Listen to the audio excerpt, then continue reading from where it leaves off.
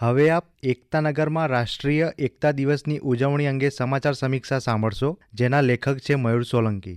આઝાદી પહેલાં ભારતમાં નાના મોટા અનેક રજવાડાનું અસ્તિત્વ હતું. સ્વતંત્રતા બાદ આ રજવાડાઓને એક કરવાનો પ્રશ્ન ઉપસ્થિત થયો. ત્યારે આ તમામ રજવાડાના રાજાઓને કુનેહપૂર્વક સમજાવી ભારતમાં ભેળવવાનું કામ કર્યું એક મહાન વ્યક્તિએ. હા, હું વાત કરી રહ્યો છું ભારતના લોખંડી પુરુષ સરદાર વલ્લભભાઈ પટેલની. આ મહાન આત્માને શ્રદ્ધાંજલિ આપવા ગઈકાલે તેમની જન્મજયંતિ નિમિત્તે દેશભરમાં રાષ્ટ્રીય એકતા દિવસની ઉજવણી કરવામાં આવી. તેમાં વિશ્વની સૌથી ઊંચી સરદાર પટેલની પ્રતિમા એટલે કે સ્ટેચ્યુ ઓફ યુનિટી ખાતે કરાયેલી ઉજવણી આકર્ષણનું કેન્દ્ર બની.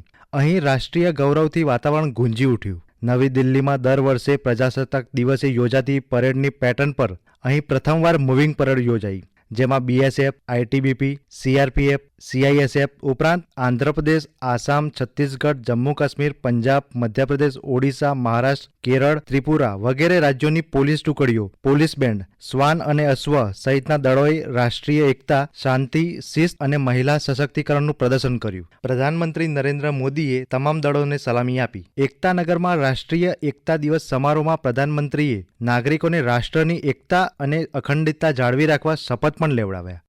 मैं सत्यनिष्ठा से शपथ लेता हूं कि मैं राष्ट्र की एकता, अखंडता और सुरक्षा को बनाए रखने के लिए स्वयं को समर्पित करूंगा.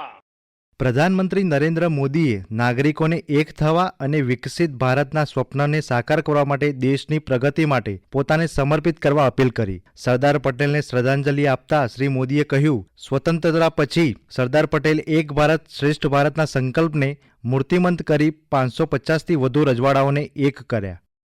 आजादी के बाद 550 से ज्यादा रियासतों को एक साथ जोड़ने का असंभव कार्य को उन्होंने संभव करके दिखा दिया.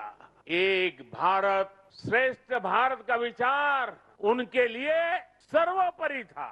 इसलिए आज सरदार पटेल की जयंती का दिन स्वाभाविक रूप से राष्ट्रीय एकता का महापर्व बन गया है. દરમિયાન પ્રધાનમંત્રીએ કહ્યું, ભાષાકીય વિવિધતાની દ્રષ્ટિએ ભારત વિશ્વનો સમૃદ્ધ દેશ બન્યો છે. भारत की सैकड़ों भाषाएं और डायलेक्ट्स, बोलियां, ये भारत की खुली और रचनात्मक सोच का प्रतीक है. क्योंकि हमारे यहाँ किसी समाज ने, सत्ता ने या संप्रदाय ने कभी भी भाषा को अपना हथियार नहीं बनाया. एक भाषा को थोपने का प्रयास नहीं हुआ. तभी भारत भाषाई विविधता की दृष्टि से विश्व का इतना समृद्ध राष्ट्र बना है.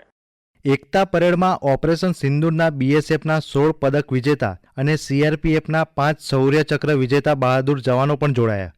અહીં ગુજરાત અને જમ્મુ કાશ્મીર સહિત 8 રાજ્યોના 10 જીવંત ટેબ્લોએ રંગોના કેલિડોસ્કોપની જેમ વિવિધતામાં એકતાની થીમને સુંદર રીતે દર્શાવી. તો ભારતીય વાયુસેનાની પ્રતિષ્ઠિત સૂર્યકિરણ ટીમે આકાશમાં ત્રિરંગાની બહાદુરી અને હિંમતનું પ્રદર્શન કરીને એક શાનદાર એર શો રજૂ કર્યો.